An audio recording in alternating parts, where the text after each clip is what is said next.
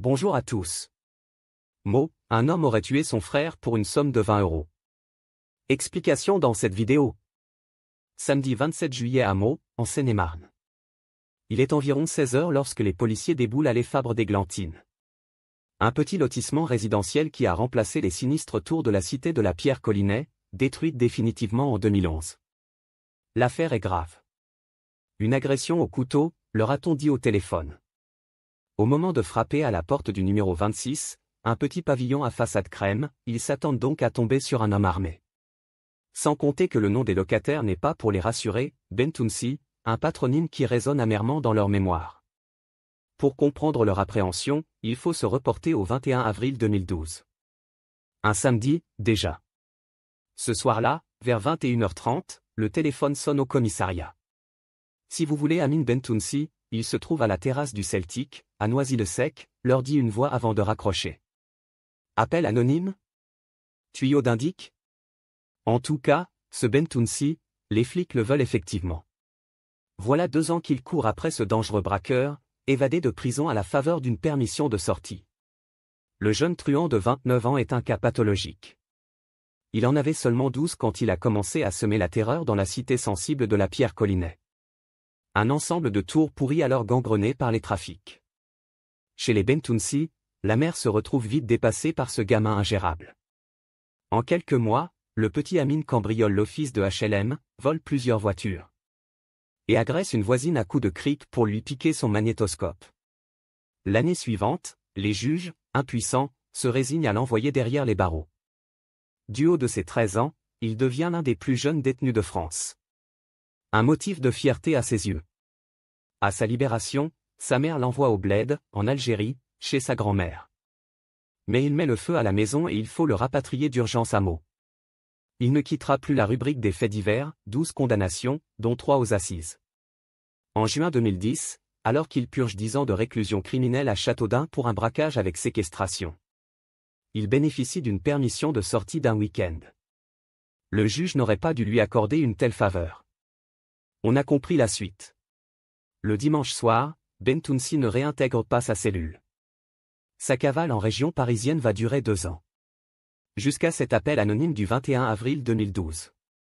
Un véhicule de la BAC avec 4 gardiens de la paix à bord fonce au Celtic, un bar tabac situé à Noisy-le-Sec, en Seine-Saint-Denis.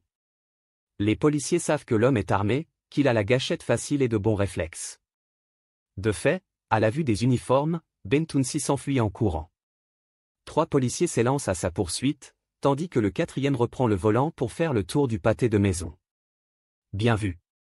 Quelques secondes plus tard, il a le fugitif devant son capot. Le gardien de la paix pile, met pied à terre et hurle à Bentounsi de s'arrêter.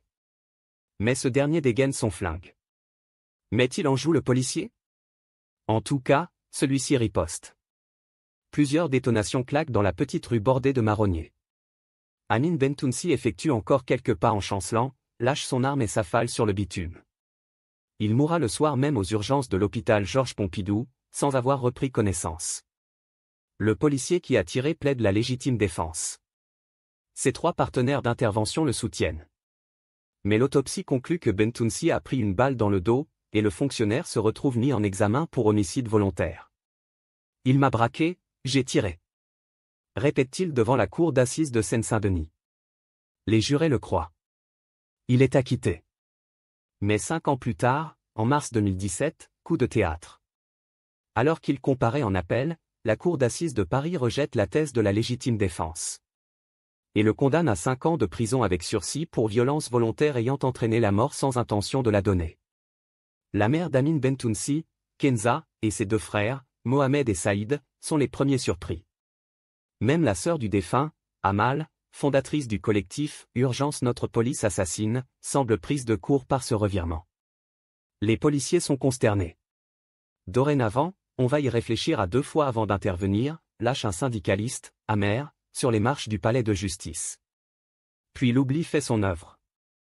À Les Fabre-d'Églantine, chez les Bentounsi, la vie reprend son cours.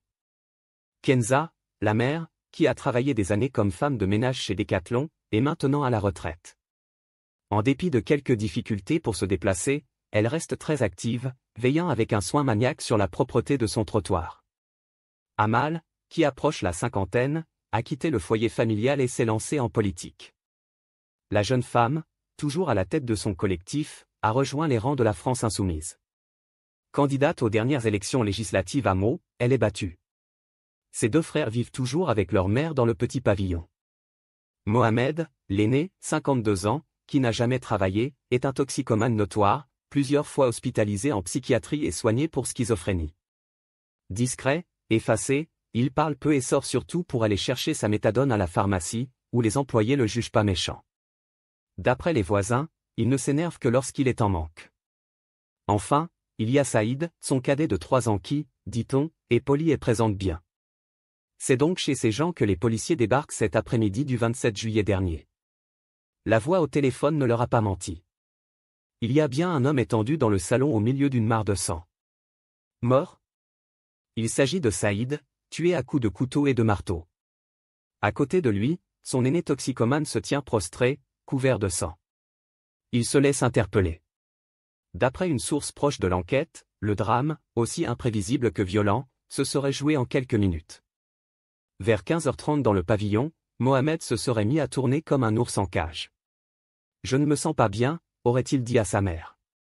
Kenza sait ce que cela signifie. Le garçon est en manque et il n'a pas de quoi s'acheter une dose. Il lui réclame 20 €. Mais elle refuse de les lui donner. Alors Mohamed s'énerve. Le ton monte.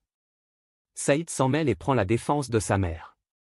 Les deux frères s'insultent brièvement, puis le cadet, estimant l'incident clos, tourne le dos à son aîné. Erreur. Mohamed, fou de rage, se jette sur lui un marteau à la main et le frappe à la tête. Puis il sort un couteau et le poignarde à plusieurs reprises. Affolé, Kenza appelle à l'aide. Un voisin se précipite. Il parvient à désarmer le meurtrier et à le neutraliser jusqu'à l'arrivée des policiers. Placé en garde à vue, Mohamed Bentounsi tient des propos confus. Le médecin venu l'examiner juge son état de santé incompatible avec un interrogatoire et le fait interner. Il reviendra aux experts de se prononcer sur sa responsabilité pénale. Dans son pavillon de l'allée Fabre-d'Églantine.